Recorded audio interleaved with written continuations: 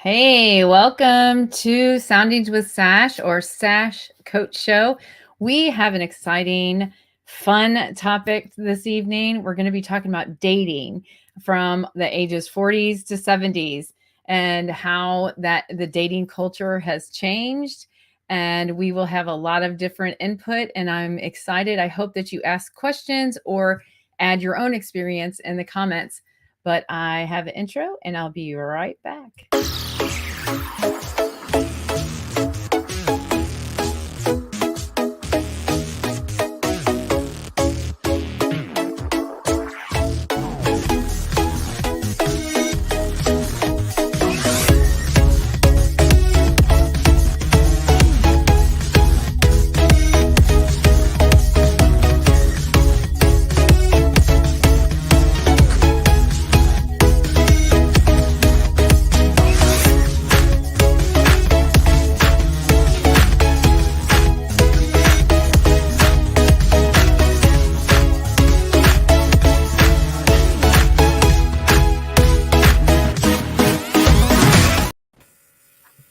Hey, magical. They all appeared. And once again, they all appeared. Hello.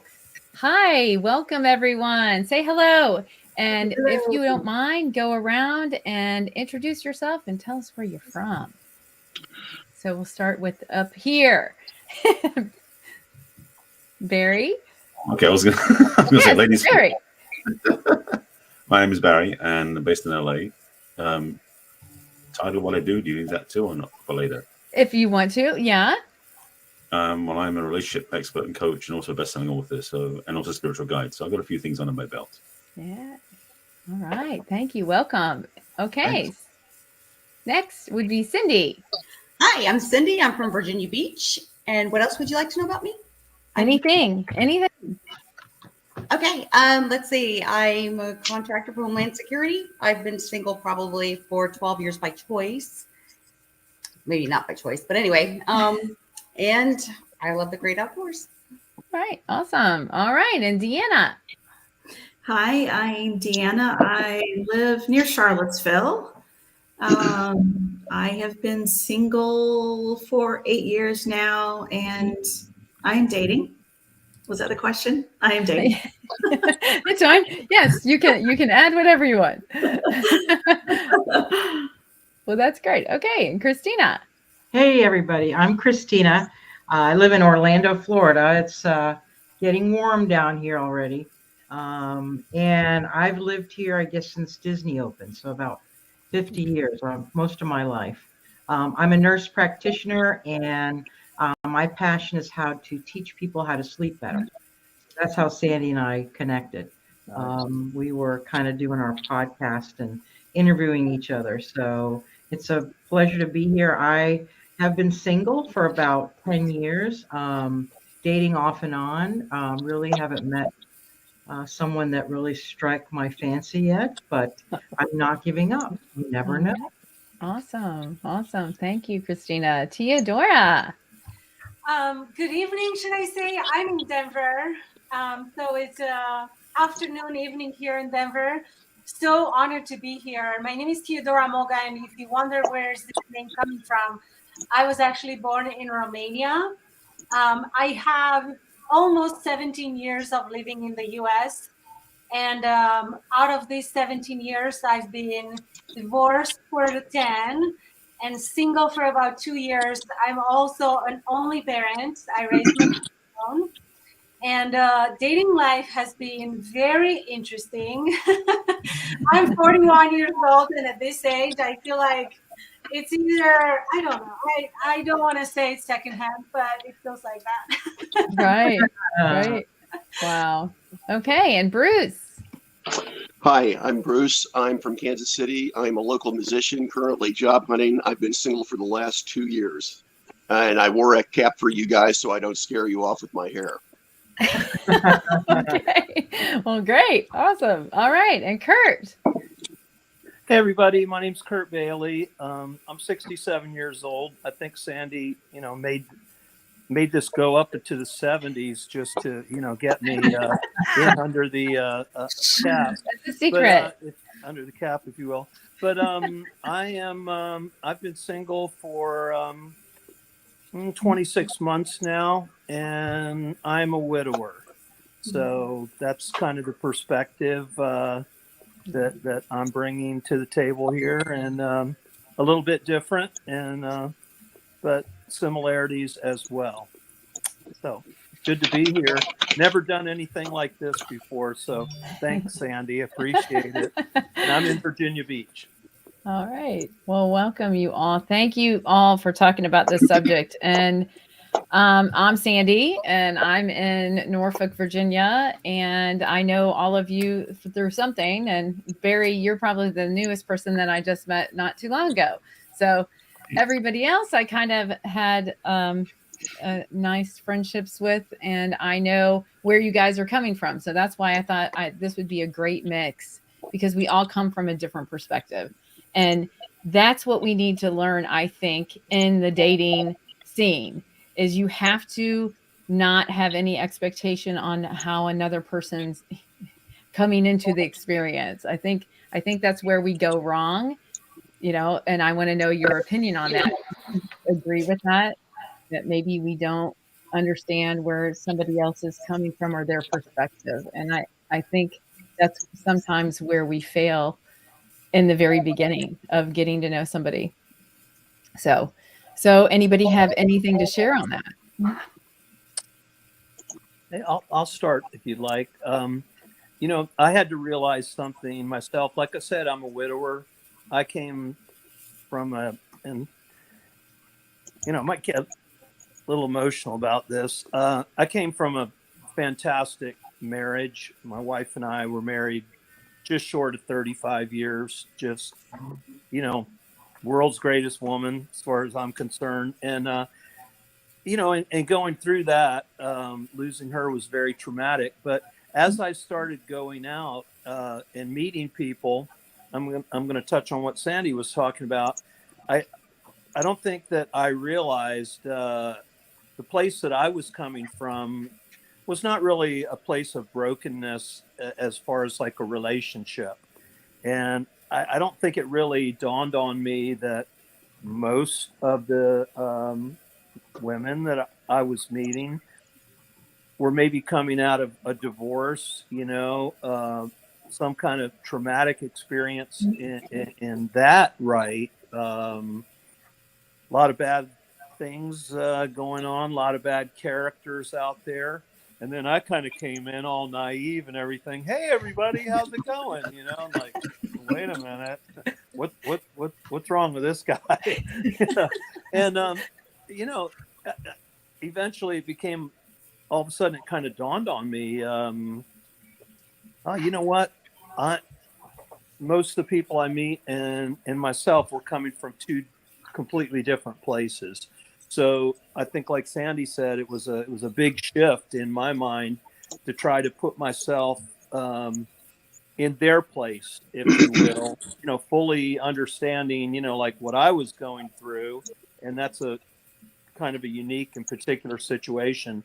But I think it's really helped me to just that realization that so it's important to try to put yourself in another person's shoes, if you will, maybe understand their point of view.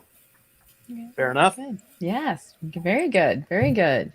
I mean, because that is a different perspective than, like you're saying. So anybody else want to share on going into something with their own perspective?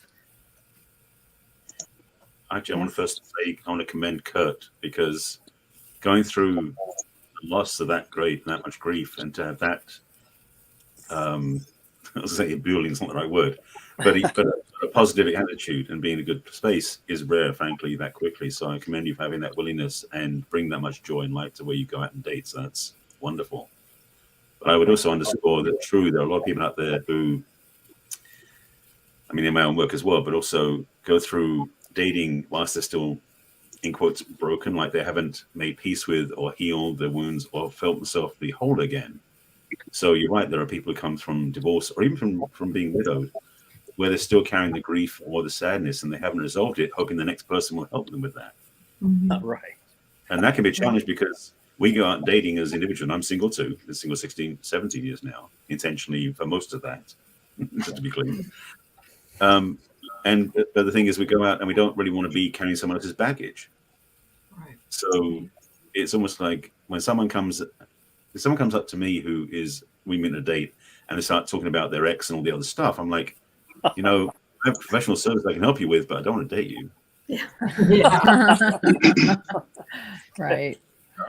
What I think, Sandy, is like, I often thought to myself, why is it so hard to find love in my age group, right? And I thought about this, and I think what happens is there's a lot of men that are in our age, or women that are emotionally, I guess they're like damaged, from either a divorce or something like that. And it's hard to find people that you can trust, right? And that's the issue. I think that some people, I know I've spoken to some single women in my age group, and we just discussed, like, why is it so difficult? And maybe I think the longer that you are single, I think it's harder to fall in love. It's just a hard thing because you're settled in your life at this age, and it's hard to pick up and try to kind of be with that other person. It's a totally different life. So it kind of goes to what you were saying, linking in and challenging and talking to that person, trying to get to know them first. It's a slow process, because when you're dating in your 20s and 30s, you're like, bing, let's go, let's do this, let's do that. Right. And you're meeting them and you're off and you have this beautiful, fantasy and fantastic, ideas and beautiful things. But when you're older, you've been through so much, like a divorce or widow, or, losing a child, God forbid, or I don't have children, but I can't even imagine that pain. Yeah. So, like you say, the baggage. So I'd be curious to hear what other people think. Why is it so hard? Yeah. I feel like it's so hard because a lot of people these days are just creating this image that is not a true representation of themselves. I went through this experience. I was dating a guy who had the perfect life, the perfect business, financial situation, everything. And it turned out that it was all in his head and none of it was real and was true. And fortunately, it just happened for me to find out the truth and be able to stop it for going even, further and get hurt even more. But I just don't know why some people, and maybe men and women, both genders, just have this desire or think that it's okay to not speak the truth first about who they are, what they want, where they are, so that they can, be honest and build something with honest and truth, other than just create something that would just fall apart, because the truth will always come to surface no matter what. That's right. We will always find out who this person is, or if we advance in a relationship, then it goes into meeting friends and family. People talk. Lies are going to be found out. You can't lie forever, so might as well tell the truth. But why would you lie? So then my trust was so hurt, and from there on, and I had a very hard time realizing that, well, maybe it's me that I'm damaged because of the trust issues that I have in the past. But all this experience is going, having this experience with trust issues are not helping. Right. So it's, Right. what do we do? We're Well, doing trust right. That, I think that's where risk comes in. I think that's where you have to decide. You have to decide if you're willing to take the risk. I mean, do your due diligence of background check and all of those things first, right? But I think that's what it is. I agree with you. I'm scared. Yeah. I'm scared. Like I realize that I have been scared of, well, what if, what if this, what if that, especially because of past experience. But I'm also to that place almost right now where I'm like, if I don't take the risk, I'll never know. I'll never, nothing ventured, nothing gained, like they say. So, it's just really making that decision and making it on the right person. And I want to kind of touch on that. How many of you, by show of hands, has done online dating? Like did the online thing? Yeah. How fun is that? Very How briefly. fun is that? YUK, yuck. It's like having a deck of cards with all these faces on it, right? There you And you're go. just going, okay, well, this one looks good and their profile looks good, but and it gives you, I think it gives you a false sense of option. Like, I think it makes us think we have all of these options out there just because they swipe right on you, or we swipe right on them. And when you meet them in person, the chemistry is not there. Everything doesn't line up. You can just feel it. There's an energy to that. So I think that, I think it gives us a false sense. Now I have heard success stories with friends who have met their love of their life through it. So I don't sit there and think it's a horrible,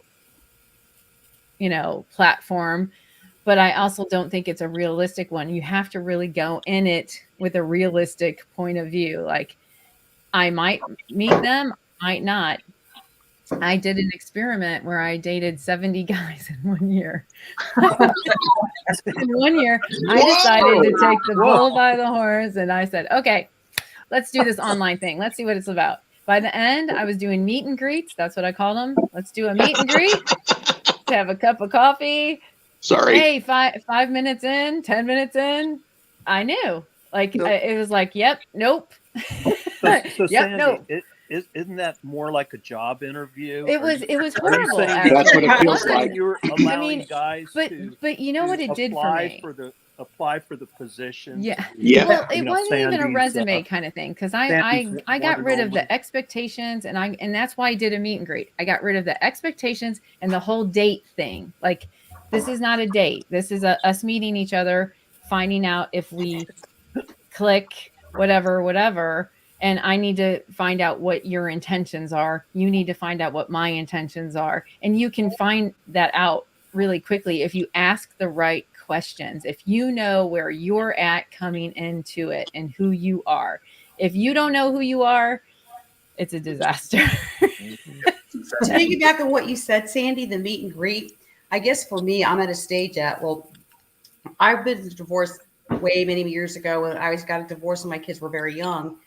And I dated 1 or 2 times there, and I wasn't all about mixing. And as far as like, there was just, I didn't want to do the step family thing. So after about a year or two of dating, I'm like, no more dating. And so I didn't date. The kids went to see their dad in the summer, and I did what I had to do, whatever, just to get through the summers. And then the kids came back. Fast forward, kids finally graduated high school, and I'm like, oh, I'm here by myself. So then you talk about options, and you're like, oh, I have a lot of options. And then you're thinking, oh, there's no more options out there. There's no more options out there. And then then I dated somebody for 10 years. Here we go again. And then I got complacent to I think there's a little bit to piggyback on what Christina said. You get in a place of comfort. Yeah. It's like, do I give up some of my space for this? I don't want to be the rest of my life by myself. Don't get me wrong, but I have to share this. I got to make this happen. I'm complacent in my place all by myself. And then I've got to share this. So you just what do I do? But going to the meet and greet, I think I'm at a place now, and I realize I just recently discovered this, that I told somebody, because I asked somebody who said I would like to date you. I'm like, why don't we do things together as friends, not dates? And at the end of 30 days, if you still feel the same, then ask me out on a date, because that eliminates the discomfort of possibly ruining a friendship or not, or, as far as ruining something you might have. Long story short, I had an old friend that just popped up and I'm like, let's do this instead. Or you can lose a potential great friend just with a stress date on it. Right. Yeah. True. I agree with that. Sandy, it's one thing you said too, though, and then also what Cindy said. The idea of the meet and greet that you did, which is genius and it works really well, is because nowadays we do meet people online. We have no feel for who those people are. Back in the quote old days, we meet someone at a party or we introduced by somebody. So you wouldn't go on a date till you already met them and gets like, I like this person, let's go on a date. On a dating app, you can't do that really. You can think you do it. The other meeting them first, and I talk about doing coffee dates before you go on a real date. So you can see, is this person somebody I'd like to go out with? Because until you're in person with people, you can't tell from just pictures and a bio, even from a phone call. So meeting in person for half an hour max. So you go, you know what? This is someone I want to go on a date with. So let's set up a time to go on a real date after that. And then Cindy, the thing is, I'll speak to this because it's one of my lessons, is really learning how to have a healthy relationship with yourself has to come first. Right. And if you feel like you have the choice between being, and this is the thing, it's a false choice to think you're going to spend the rest of your life single and be lonely, or be complacent in a relationship that sucks. There are better choices than that. Right. So there's the only two choices. That's true. That's So- very true. So who hasn't spoken yet? A couple people haven't had. Yeah, Deanna. commented. Well, I'll speak. What's the question? I'll answer it. Yeah. So what were your experiences with that and with the online dating and any of that? So I'm almost 58. I was in a 20-year marriage and I got out when I was right at 50 and I panicked. I'm like, who is going to want me at 50? I felt this sense of urgency to find somebody. And so I made a lot of mistakes. I was amazed at how addictive the online dating became. It was, 4 and 5 sites and let me see who's answered me in the hours I was spending and the emotional attachment I was getting to it. It was just amazing what it was doing to me. So Sandy will attest. I gave her all my passwords at one point. I said, I'm done. I can't do this. So, and she only asked me for him back once. I did. To get rid of them. To get rid of them. Because I don't remember. To get rid of them. Are you a sponsor? Nope. So that's how Sandy met 70 guys. With your Yeah, password. Deanna, I used your profile. There you Sorry. Oh my God. I do think for me personally that over the last 8 years that I have made, done a lot of growth personally. I think what I would look for in someone now is greatly different than what I would have 8 years ago. Mhm. I've just done a lot of soul searching. I've done a lot of growth spiritually in my walk with God. Done a lot of healing from some things that were traumatic from a very early age. I didn't realize were still greatly impacting me. And I am okay if I'm alone. I have been in I guess I'll just full disclosure, been in a 6-year dating relationship from one of the dating sites. In transparency, I don't see that lasting. So I'll be single again at some point. But yeah, I thought I was pretty versed in what dating was about, and getting out and dating again, it was a wow moment. It was a wow moment. And I'm the same way. I can within 5 or 10 minutes pretty much pick out the red flags. And again, if you're talking about your ex or if you have financial issues, sorry, I don't really want a project at this point in my life, as ugly as that sounds. But yeah, that's kind of my experience in a nutshell. And yeah, it's been interesting. I could probably write a book. Right. Thank you, Deanna, for sharing. And audience did have a question, which I thought would be a good segue right now. A decrease in amount of time it typically takes to get physical. Oh, there we go. Whoa. We haven't talked about that at all yet. To answer that question, no. When chemistry's there, chemistry's there. And basically, you get less picky deciding as you age. No, No, I think you get more.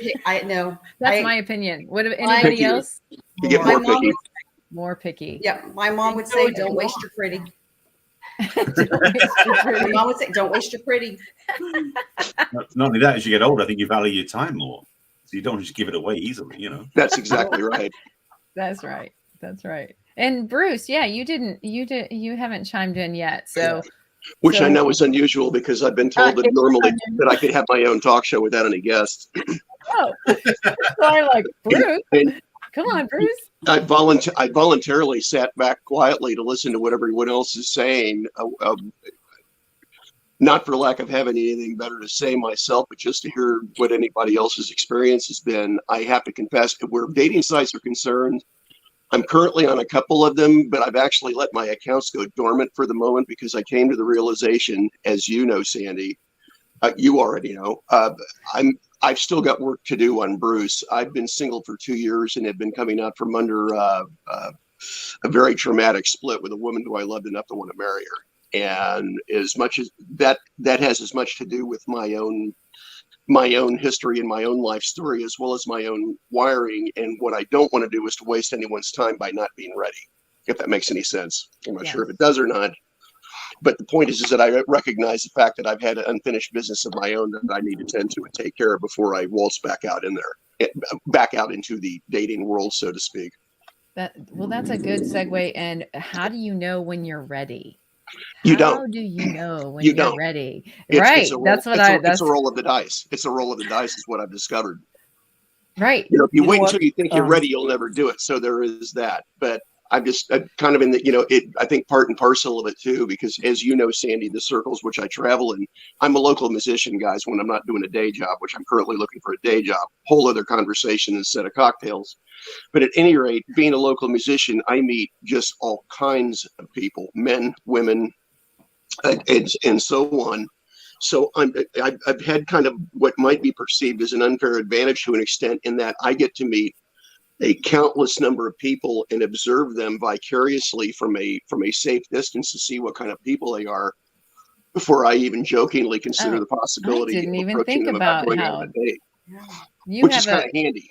Yeah, you got their front row seat for sure. You get to see not only how they interact with you, but how they interact with others. And if you're paying attention, you can read people's behavior, their body language, their mannerisms. And if you're around them enough times, which I am, you can get a fairly good idea of who people really are. At least, more so than just approaching them, for instance, like on a dating site. Wow. You know what? If I could say one more thing about online dating, Go. if I could, I tried it briefly. I found it's very dismissive, in the sense that, when I say dismissive, in a sense, dismissing people with the swipe of a finger. I mean, I think people are more important than that. To just be, I agree. And also, I think online dating in general, it plays into the same kind of things that social media does as well, which shows all of us leading that perfect life. We post things on social media. Oh, I'm here in Florida, or I'm just all these amazing things. And, truthfully, it's not. Those are the highlights. It's not really a complete picture. Right. And I think that feeds into a sense of like expectations, that we're all supposed to be, living, Instagram worthy lives or something. And life is not really like that. But just the idea that, I'll just be blunt about it. Oh, face it, first thing that you're doing is you're seeing somebody with your eyes, what they look like. Right. Oh, there's an attractive woman. Oh, wait a minute. Swipe. Oh, there's another one. Oh, wait, hang on a second. Swipe. You're like, I canceled my subscription on Match, because of things like that. It just Well, in my shoes, I was tired of doing the good morning, good night game, the text. Good morning, good night, good morning, good night. I mean, it was like, what? Okay. You, I believe being are you going to ask me out on a date or no? True. Why are we doing this good morning, good night thing? If you're really interested. So I have a theory on that because, of course, I did a lot of analyzation when I was at 70. Is, I call it a dating shoot. So there's number 1 in your shoot, 2, 3, 4, 5, whatever you number them. So if you're doing good morning, good night, I know I'm number 3 or number 4 in your shoot. Like I did analysis on this, and that just means that you're not that into me, you're not that interested, or else you would have asked me out right away, right? And you're just keeping me in that shoot just in case number 1 and number 2 don't work out. Right. So which is okay. I mean, right? No. I mean, that's okay. But how long am I going to play the good morning, good night game? I'm not. Yeah. I want to be number 1 in your shoot. So yeah. And I know I'm just terming this myself. This is my own dating terms here. I should write a book too, and to have all this. But this. Yeah. I think we all could write a book. So what it is trying to find that number 1. You both picked each other as your number 1, and then going in meeting each other, and then finding a connection. That's what we're searching for. We're searching for that connection. But like Bruce, you said you're not ready. If those unhealthy places, those unhealed places, unfortunately, sometimes we're attracted to the same. And that's where it gets dangerous. That's when you're like, yep. There's 2 damaged people now that have just connected. And then that's a mess. Yep. That's right. That's right. Yeah.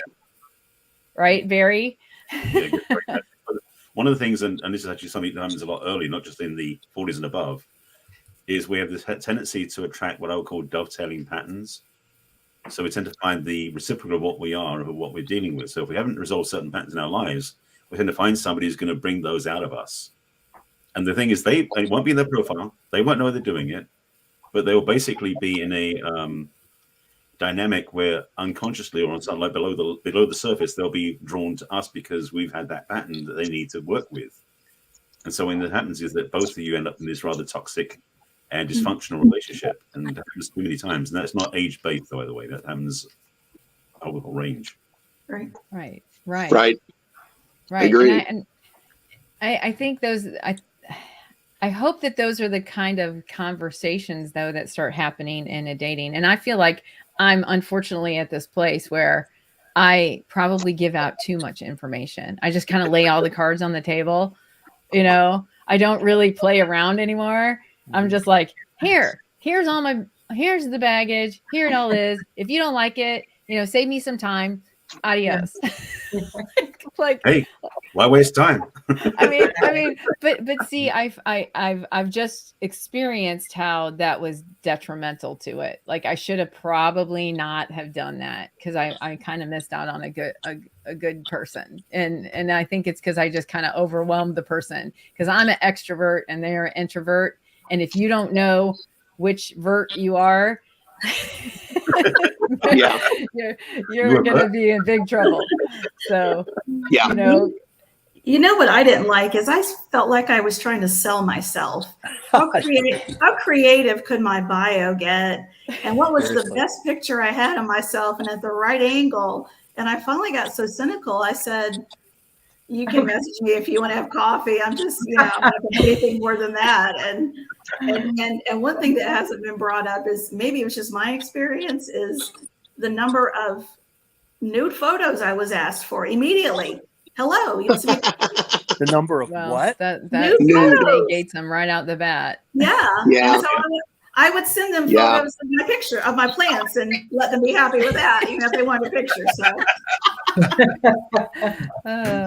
that is pretty. That is a bad thing. Nobody is asking for that. Just if you're in the audience No. and you think that us women are waiting on that, we're not. Exactly. We're not waiting on that. You know what? As We're a not guy, asking for it. You want to That's send a- me a what? as a guy, I'll throw something out that were similar experiences that I found on dating site. When I first went on Match, you know, I'd been on Match for like 2 days, and then all of a sudden I matched with someone, and I was like, oh my gosh, wow, this is so easy. I like them, they like me. Had shared interests, which include playing live music. My friend down in the corner, which I do as well, and you know, and I was like, oh, this is great. Why didn't I do this a long time ago? And then it went through a long process of actually trying to physically get together, which never really happened. And then I had that same experience repeated. And what I got out of it, just saying, ladies, there's apparently a lot of women on dating sites. Maybe they think that they have time for a relationship, and a lot of times they actually don't. It was, and you know, for me, it's like when you move to a new town or something, you see things from a fresh perspective. Things jump out on you or jump out at you. You know, the last time I was single until 26 months ago was 1985. Okay, girls. Wow. So, I mean, yeah, Oh, you know, wow. things definitely changed a little bit, but you know, women are different now. Women don't just have jobs. Women have careers. They work. They have their own money. They're very busy, and that for me turned into like a frustration about dating site, in the sense that, oh yeah, okay, I'm, you know, trying to make the effort, you know, and this is basically like, look, what part of town do you live in? I'll meet you, you know, over at such and such place. A friend of mine's playing live music tonight. I mean, it was just like basically show up, right? And just never happened. And then after a while, I was like, okay, that's enough of that. Right. Right. And that can be the frustration. That's what I was saying about the good morning, good night. Same thing. It's like, why are they stalling? Some of them are stalling because, like I said, you're number 3, number 4 down the line, you know, and they're just waiting to see if the other ones work out. You know, I hate to say that, but it's the truth. And I'm afraid you're right. Yeah. And Jeff, he had a question about why do ladies just not answer and say not interested? Honesty and communication is a big reason we are divorced. So I think it's ladies and men, because I mean, at our ages, you would think that we would, I mean, not, you know, our ages, but ghosting still is a thing. Like guys our age do ghost, women our age do ghost, and it's and it makes you say, why? You know, what are they afraid of? Why are they afraid of the truth? You know, why are you afraid of just saying it? What do you think? Because the dating apps are very light touch, meaning that you don't have to invest much energy. So it's not so much ghosting as much as they just go, yeah, no thanks. One of the biggest challenges of men and women on dating apps is you just have to swipe or tap on the profile. You don't have to say, so I'm not interested. It's just the absence of being interested is what it is. Which frustrating. Right. One caveat, by the way, I want to say about dating apps has been a classic over the pandemic, especially, where the dating apps had so many scammers in there on both sides of the coin, who basically would never meet in person, would want your phone number or your email to reach out for support or something else to try and scam you and stuff. And there was a movie on Netflix about this sort of stuff in Europe. The thing is, what you did, Sandy, with the meet and greet, excuse me, is almost like a must-have. If you meet someone on the dating app, the best thing you do, first of all, if you want to communicate with them, you can almost in every app now communicate inside the app by phone or by video, so you get to know if it's a real person or not. And secondly, if you meet them in real life, you know the real person. So the focus to get off the app into real life is such a simple thing, but frankly, as you were saying, having the challenge with meeting people in real life, it's the only way really to do it now. The dating apps are not the make or break of life itself. They're just an introduction possibility. Right. So has anybody been on the Facebook dating app? I'm just curious. Yeah. No. I have, and the only people swiping right on me are people I know. Okay. that was the first That one good or bad? on, and you can only do it with the mobile app. This is public. I can't say. What happened? What happened there? They said you had to stay on the Facebook app, and as soon as someone contacted you and said, "Hey, you know what? It'd be a lot easier to talk if you went on the WhatsApp app or something like that." Oh yeah, the WhatsApp. It's like, yeah. That's it. You know? Well, right, and there is a lot of scamming out there, and it's really sad, and that gives another layer of not trust, right, Theodora? Absolutely. A whole nother layer. Yes. You know. So it's just so hard to trust, and even giving your phone number when they ask, hey, it's easier to talk, let's just text. Get off the app, right? What's your phone number? Let's just text. And then you send a few text messages, and then they ghost you, and we go into why do people ghost? There's so many options, right? So they, just like you said, Sandy, I'm the fifth in line. If everybody else is texting and I'm not, because I'm a single mom and I'm a business owner and I have all these things going on, I'm not on top of the list, so I don't get a response.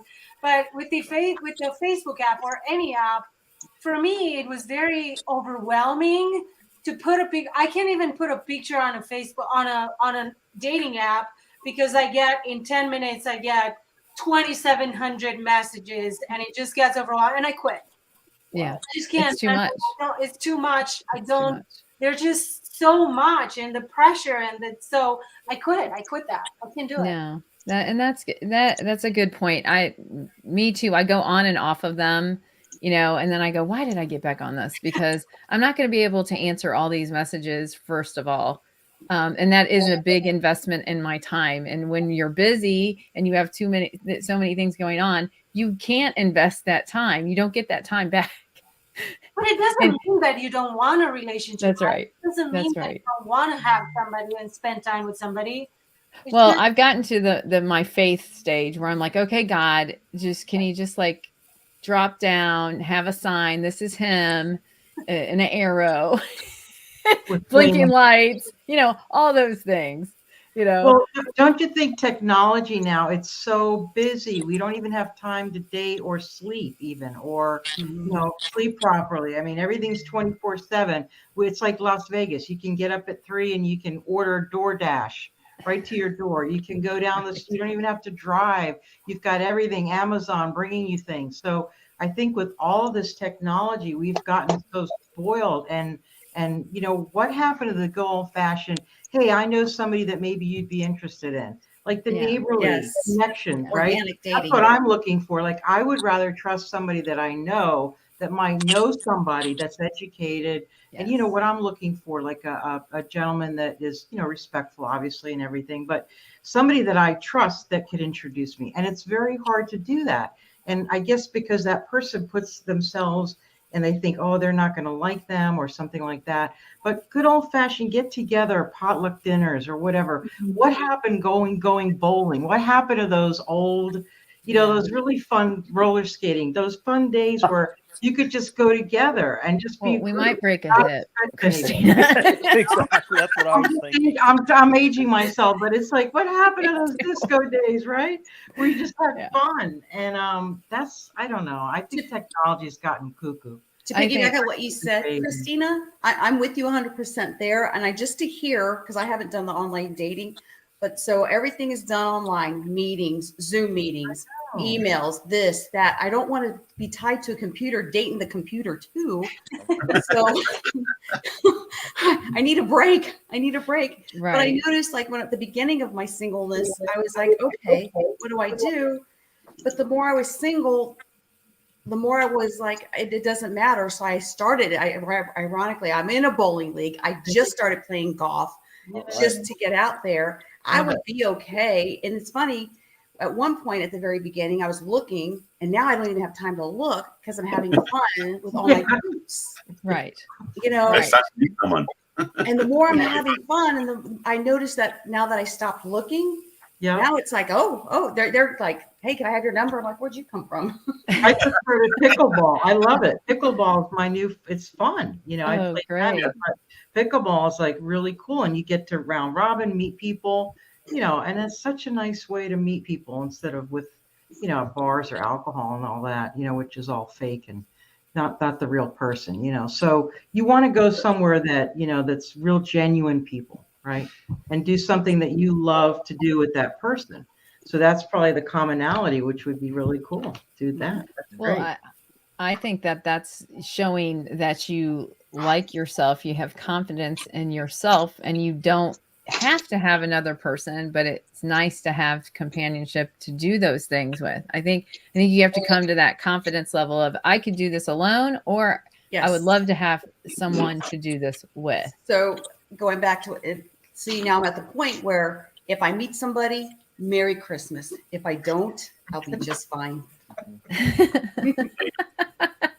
This is how we've all transitioned, and that's what I wanted to get the point to is, I think it comes into us, getting to those healthy places sometimes. I think when we're thinking, oh, we're alone, but I think we're healthy, or and we figured some things out, like you were saying. And Bruce, you were saying you're not ready yet because you haven't figured it all out yet, right? So, Right. you know where you're at, and that's huge. Knowing where you're at is huge. Knowing what your attachment style is, knowing, all of those things. I mean, the attachment styles is my big red flags. I already know in 5 minutes if they're, unhealthy or not. If they're a Klingon, I call them Klingons, or if they're, emotionally unavailable when they're aloof. So it's like, oh, you're aloof, that means you're not ready, and you're a Klingon, and that means, yeah, I'm not ready for you. So, You know what, Cindy, I think you made a great point. And I think when I think back to a year ago, I felt like I was really kind of pressing, and I felt like, oh, I want a girlfriend. I need a girlfriend. I have to have a girlfriend. That just did not work. And now a year later, I realize I've got a lot of really great women friends that I've met, that I really value. And, I'll tell you guys, a week from tomorrow is my birthday.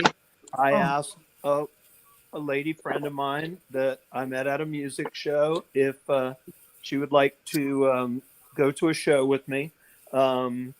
But basically, we were talking about it and we were laughing, and we decided between the two of us that date is a 4-letter word. Okay. And we were just like, we're like, okay, let's not poison it, by calling it a date and then hanging all these expectations on it. That's right. Because I mean, what really is a date? I mean, it's got all the trappings of a date, okay? But I think just not hanging that, baggage on it. We just laugh and saying it's a lot more fun that way. And I think it's going to be an enjoyable evening. So I think going back to what Cindy said, I think I like that. It's like, can we just be friends first? And I just tried that, actually. I dated somebody long term, actually. I'd say it was dating, but I was trying to tell him I didn't want to date. I just wanted to be friends and go on. And then it ended because he wanted to be more than friends, and, when somebody tells you I'm not ready, they mean they're not ready. I think that they need to believe you. When somebody tells you something about themselves, you need to believe them, and you can't change them, and you're not going to win them over, and you need to let them be who they are. You need to let them saturate in what they're doing. Now, if you want to have fun and go bike riding or, whatever, go, look at nature together, great. Take some pictures, have fun, be in the moment with them. But, just, believe them when they say they don't want that right now. See, and I think the word date has a negative connotation because my personal opinion is nowadays date means meet somebody for the first time face to face. Here we go. So where in the past, though, you knew somebody just like high school or church or whatever. You got to know them. They're like, oh, they're going to ask me on a date, but you know them. You know what they are. Yeah. And you know that if they asked you on a date back then, you could kindly decline, like, I'm flattered, but no thank you, or, just something like that. Whereas of today, it's really, hi, I'm Jane, I'm John, first time.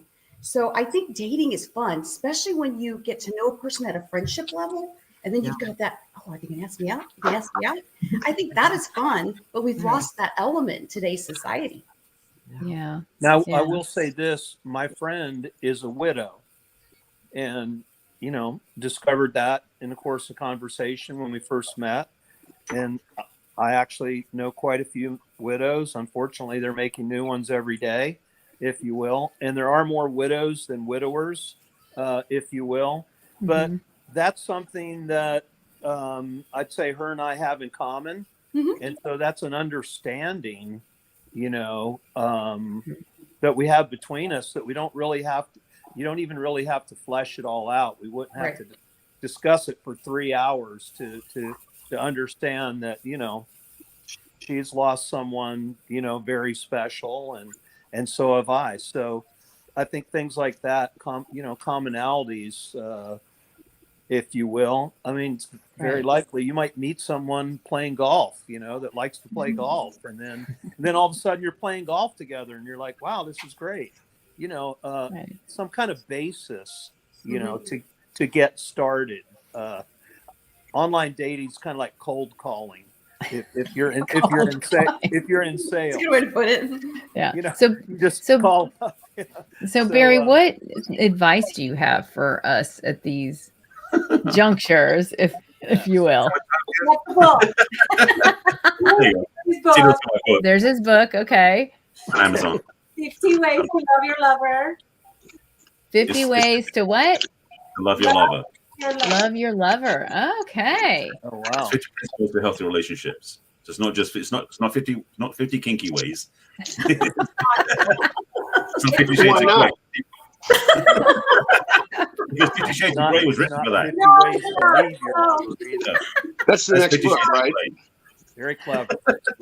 No, so the thing is, a lot of what we said is so true and so real. Dating is an interesting experience when you're old, especially if you were in a long-term relationship where you were divorced or widowed. My co-host on my Thursday web show, she is a widow, and she actually had a brand called the Southern Widow Coach for a while.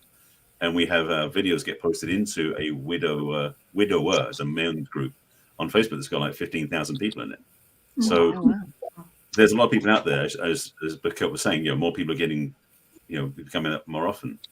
The thing is that love is transcendent of individual, meaning that if you go through a divorce or a breakup or a painful loss, the love doesn't necessarily go away. In fact, one of my friends says that grief is remembering they've died. Love is remembering that you loved them.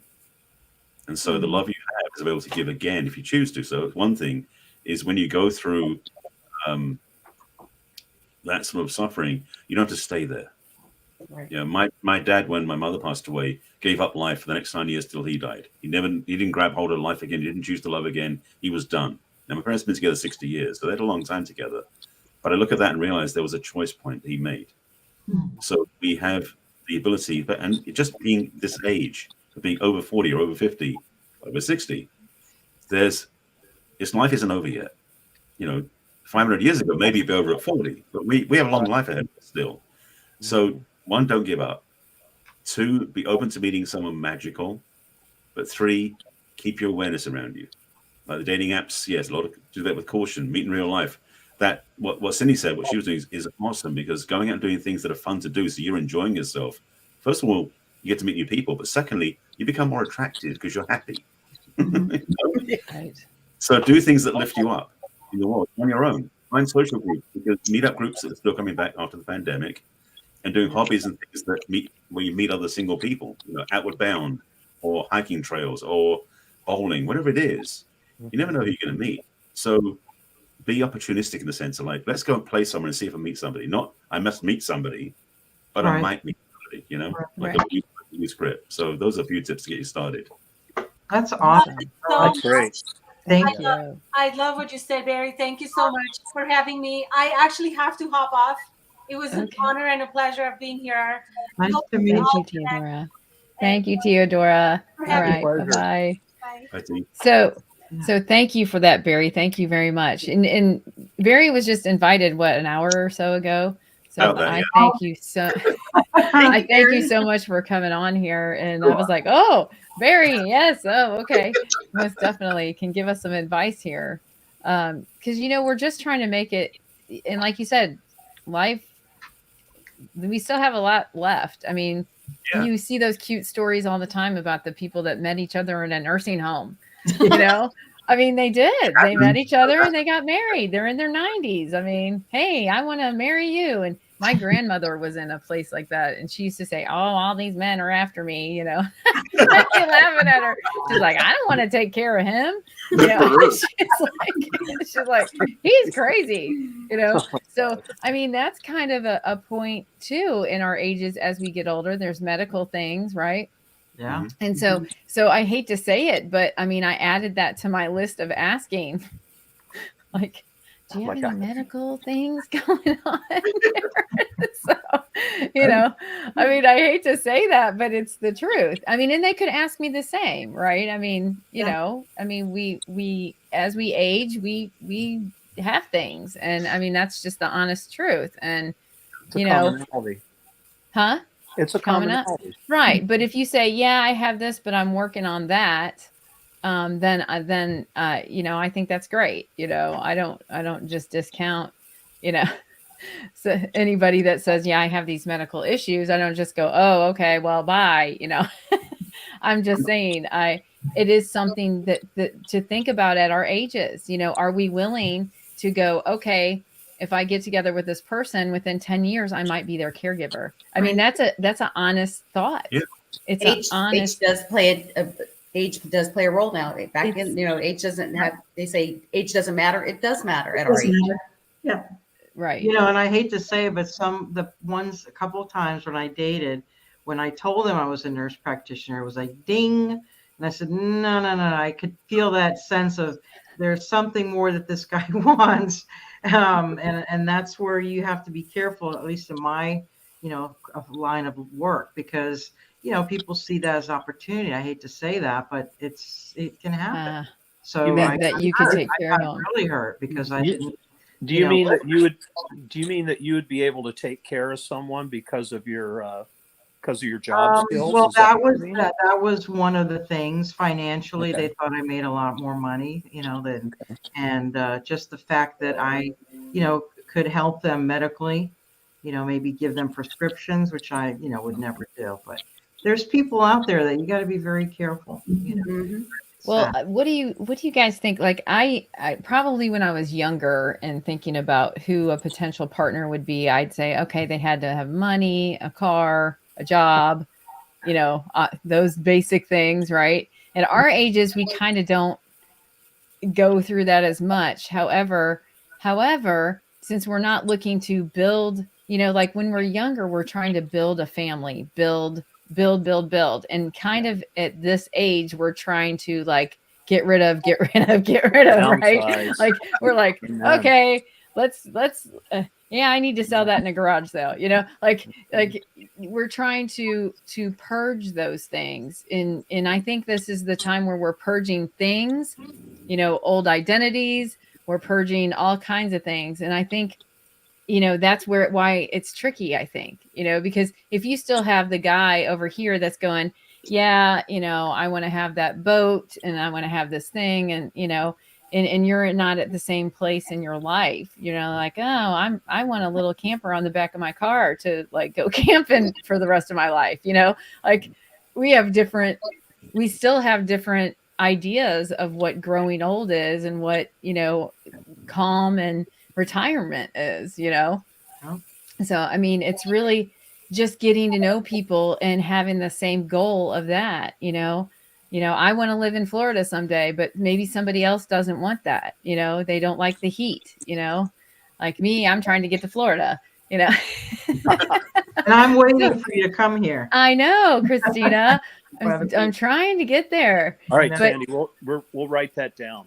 Okay. Yeah. But, this could probably be a whole nother show, but when you talk about age, I'll just say this. A lot of times women complain that, oh, men always want a younger woman.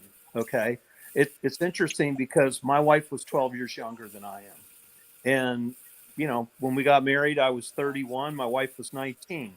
Now, it wasn't my fault she lied about her age. And I tell people I really honestly believe that was the only time she ever did lie to me. But it's interesting when I think about now, after what that flipped the script, if you will, her being younger and still going first. And all of a sudden I thought one time, wow, I don't know if I could go through that again. You know, I think a lot of times there's different reasons why people do things that might not be apparent, you know, and sometimes when I meet people that are my age, which I'm older than most, you know, all of a sudden I thought about that, you know, and I thought, oh my gosh, you know, what if, you know, you become attached to someone, have start a relationship with someone, and then, you know, go through that again. That is a sobering thought. So, Right. anyway, Well, that risk comes in, you know, like we were talking about with trust even. You know, I'm a prior, you know, trust, you know, don't trust people easy. So, you know, I've had to work on that, you know, and say, well, you know, if I mean, I think you just have to go in it and going, well, if I get my heart broke, I get my heart broke. I mean, if it happens, it happens. I mean, I'm strong enough to withstand it, you know. I mean, I think that's kind of a place to go with it, you know. And is the other person worth this? Now, I'm saying this, but I'm not in it yet. Okay, just let me preface that with that's how I want to be going into it. I want to have that mindset of, well, you know, nothing ventured, nothing gained. You know, I can't keep staying in the shadows and not take the risk, you know, because I might miss out on a really good person, you know, that could be that companion or partner for me, you know, so I'm just gonna have to jump. So, I mean, and knowing that I'll be okay when I do. And even if it doesn't work out, that I'll be okay. Right. I think that's what we just have to be confident in our own selves and love ourselves enough to say, even if that person ends up not loving me and treating me badly, I still love me. You know? Yeah. Well, and I think that, you know, you have a choice in every relationship to take something positive away from it. So it didn't last, it ended, but what is a positive that I can take away for me? So you have to choose to look for the silver lining in a lot of relationships that don't always work out. That's right. That's right. Well, I don't know if everybody would agree, and maybe Barry could comment on this, but I think that, you know, being in a relationship is basically making yourself vulnerable to someone. That's right. There's no doubt about it. You know, you put your heart out on the line, and you know, and maybe it gets trampled on. That is a definite possibility, but it's like that kind of comes with the territory. I believe it's taking a chance. You know? There's Barb Selleck Rebuck. Yes, jump. It's worth the risk. That's nice. Thank you, Barb. And I know that her husband, he was a friend of mine in Kansas City, and he was looking for his other half for a long time, and he wasn't giving up, and he finally found her. And so that makes me so happy to see her on here. Yes, exactly. There, I mean, that's the happiness quotient to all of this, you know. Just knowing who you are in it all, you know. I can't wait to find the person, you know. I'm still excited about it. I'm still hopeful. And I think that's part of it. You have to be hopeful about it. You can't be a curmudgeon about it. you know. Well, to go back to what Cindy said about what she was doing by participating in life. That's the thing is you don't sit at home, wait for them to show up at your door and knock on your door. You've got to get out of life and meet them along the way. That's the only way it's going to happen, frankly. Like last night was volunteering. Tomorrow night's wine tasting. I mean, I'm just keep going. Hey, where's my invite? Where's my invite? So when is it trivia? And this is my sis, my sister. Not, Yes. Sandy, when do you anticipate having another one of these anyway? Well, I want to have more often. You mean about dating? Sure. Yeah. Well, I was thinking that I'd want to make it a series. Yeah. So I'm gonna have another one in a couple weeks. So Okay. And Cool. you know, I want to see how many people in our panel and what we came up with, and then go from there. You know. Did anybody just see the last comment? It went by real quick, but No, I missed it. What's that? It was basically like, hell no, I'm not going to do that. Yeah, that's my sister. Serious? That's my Hi, Donna. sister. Oh, And I I'm know not ready to she's for jump. real about that. Well, oh, Yep, Well, Greg, you I know was what? talking about you, about him finding his person. Awesome. So, I There you mean, go. and he didn't give up. Like, I saw him. He did not give up. He stayed the course, you know. I applaud that. He did. I'm So, trying to reach a point, Sandy, where I don't. where you don't give up. Correct. Yeah. I'm trying to not reach the point where I just frankly don't care anymore about it happening. Because that's a when you very just that's a let very No, dangerous but place to I be. think you have to come to that point. Yes. What do Yeah. you think, Barry? I think you have to do that I first. agree. The thing is that when we get attached, it becomes harder to have. So the more you're enjoying the journey, as I said earlier, but also it's that the way I've heard it said is like having a high involvement but low attachment. So you're not like, I must have it happen, I'm not going to give up. It can be very like grasping and needy, basically. But when you Yeah. just are very playing and social and having fun, and like having a light touch is so much easier and it's healthier. But again, Sure.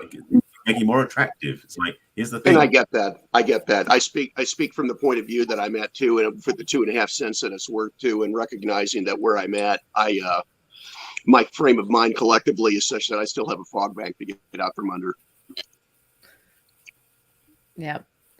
Well, but you know where you're at. I mean, that's a good Yeah. place to be when Awareness- you know awareness where you're of at. Yeah, You know, awareness if- is half the battle, so that's good to know. Yeah. Yeah. Even if it's not that great of a place, at least you know that that's where you're at. Yeah. and that's where you're Right. starting. Right. know? And Bruce is lucky and has a wonderful support system. So A huge one. I know most of them. So Yes, it's enormous. having a support system is important through this too. It's very You know, vital. I My was going to ask Bruce, how has music helped you? In more ways than I can count. Yeah. It's several things. There's a local jam night that Sandy's quite familiar with at a local bar, a hole in the wall called Jerry's Bait Shop. And every Wednesday night they have an open mic jam night whereby musicians, regardless of capabilities or professional station in life, assemble, get together, and take turns getting up and playing and singing music. Wow. And the cool thing about that is, in the last 16, 17 years that I've been going there, and this kind of ties into Facebook in an indirect roundabout way. Bear with me for a moment. I have somewhere over 4,000 friends on Facebook. I'll guarantee you 3,000 of them I've never met. That's par for Facebook. Bruce, if you don't mind me interrupting, Barry, thank you. Go. He has to go. So Thank you, Barry. thank you, Very Barry. nice meeting you. Take care. Thanks for having me. Thank you. Thank you. Take care. Have a The way that goodbye. it's helped me, the way that it has helped me collectively is the fact that it puts me in it. What I was getting at about the Facebook friends and all that is that I know for a fact that 500 to 1,000 of those people who I'm friends with on Facebook, I know for a fact that no less than half of them I met through this collective jam night. And the great thing about that endeavor is that it's kind of a collective therapy thing whereby you are getting together with people who, as over time become friends of yours, you love each other and you share a common love of that positive, healthy outlet. As I told my son once, I've seen a lot of people on the news in the morning wearing shackles and orange jumpsuits and chains and handcuffs who wouldn't be there if they had a drum kit to take it out on or a microphone to scream in, because you can leave a lot on the stage. I'm a guitar player and a bass player myself. I don't play the drums. But it's a positive outlet is what I'm getting at, what I'm trying to say. It's a very positive outlet. the people who take part in it. And you don't have to be a player. The spectators are enjoying it as much as the players are. See, I wish we had that here. I wish Yeah. we had that kind of, and I know there's a group that started with older folks where you sit and jam, and I play piano, Right. and I miss that. I miss sitting Yeah. around. I also, Well, Christina, we're going to Kansas City next time I go. You just come on. yeah, I would love Right. to see that, because it's like, I totally agree with you. There's that connection, but music is Yeah. so part of your soul, and it makes Yeah. me so happy. It has gotten me through so many down moments in my In life. my humble estimation, it's the single most common human currency and language that there is, because Yes. it doesn't matter what station of life you occupy, everybody can enjoy the same song. Yeah.